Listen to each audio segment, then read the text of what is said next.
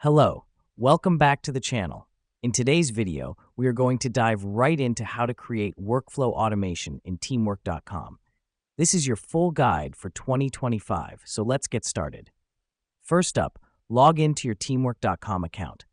This is the beginning of our journey, and it's essential because without logging in, you can't access your workflows. Now that you're logged in, navigate to the project where you want to set up the workflow. You can do this by clicking on Projects and selecting the relevant project. This helps us because it allows us to focus our efforts on the right area.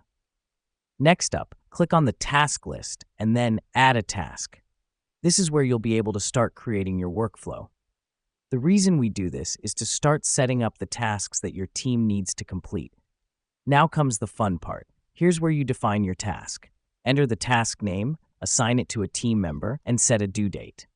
The reason we do this is to make sure everyone knows their responsibilities and deadlines. Once you've done that, click on Options, then select Add Trigger. This is where we start automating.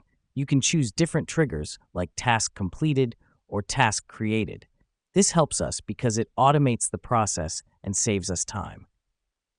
Now let me explain why this matters. By setting up a trigger, you're telling the system to automatically perform a specific action, like sending an email or moving to the next task, whenever the trigger occurs. It's like a chain reaction that streamlines your workflow. Lastly, save the task and the automation by clicking Add Task. This is crucial because without saving, all your hard work will be lost. And there you have it. You've just created a workflow automation in teamwork.com. This process will help you and your team to be more productive and efficient. With that, we wrap up today's guide. Remember, automation is all about making your work easier, so keep exploring and keep automating.